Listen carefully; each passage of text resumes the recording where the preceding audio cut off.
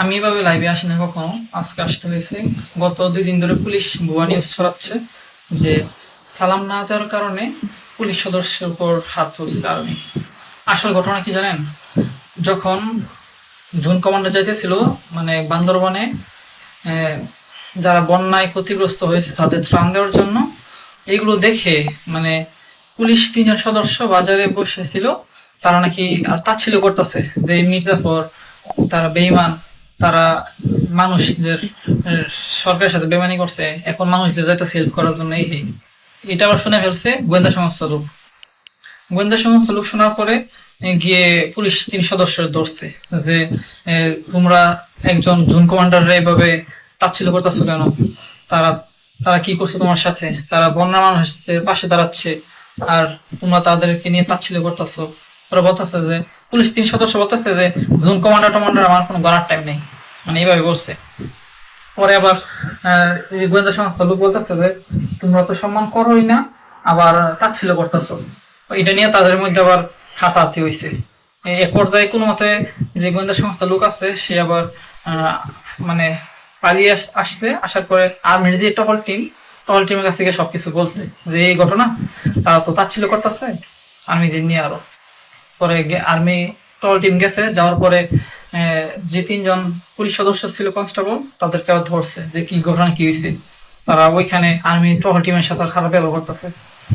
তারপর টহল টিম কি করছে, এই 3 জন পুলিশ কনস্টেবলকে ধরে ক্যাম্পে নিয়ে ফেলেছে। আসার পর নাকি মারছে। মারার পরে এই খবর আবার শুনছে যে সাধারণ জনগণেরা যে আর্মিদের নিয়ে পুলিশরা তাচ্ছিল্য করতেছে, এসব করছে। সাধারণ জনগণ ক্ষিপ্পা পুলিশ স্টেশন ঘেরাও দিয়ে আগুন ধরাই দিছে।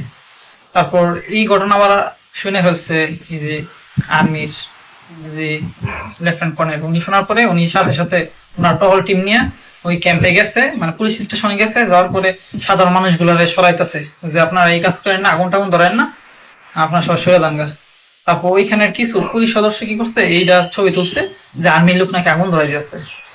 আচ্ছা ভাই, আপনারাই বলেন আর্মির লোক কেন আপনাদের পুলিশ স্টেশনে আগুন ধরাইবো? আপনারা খারাপ ব্যবহার করতেন, আপনাদের ধরে নিয়ে মারছে, পুলিশ স্টেশনে আগুন ধরাইবো কেন? মানুষ কি এতই পাগল হয়েছে? আর গুজবে কান দিবেন না কেউ, কিছুদিন পরে বিচার হবে, তখন বুঝতে পারবেন যে কি হয়েছে না হয়েছে। পুলিশ সদস্যরাও যে তাচ্ছিল্য করছে ওইটারও 100% বিচার হবে, সমস্যা নেই। কারণ একজন জুন কমান্ডারের সাথে তোমরা এইভাবে খারাপ ব্যবহার করছো। তারপর মনে করো ত্রাণ দিতে গেছে, ভালো কথা, এখানে তোমরা মির্জাফর বেঈমান বলার কি আছে? এখানে কি মানুষের হেল্প করা কি অপরাধ নাকি? কিছুদিন এই 5 তারিখে যদি আর্মি এই পুলিশের পাশে না থাকতো, প্রত্যেকটা পুলিশ কি যে হইতো, মানে মানুষ সাধারণ জনগণ এইভাবে খেপছিল, তাদের পায়ে পিষে একদম মেরে ফেলতো, আমার যা মনে হয়েছে। একমাত্র আর্মি তাদের এতটা হেল্প করছে নিজেদের রিস্ক নিয়েও। সবাই বুঝতে পারছেন? আসসালামু আলাইকুম, সবাই ভালো থাকবেন, বাই।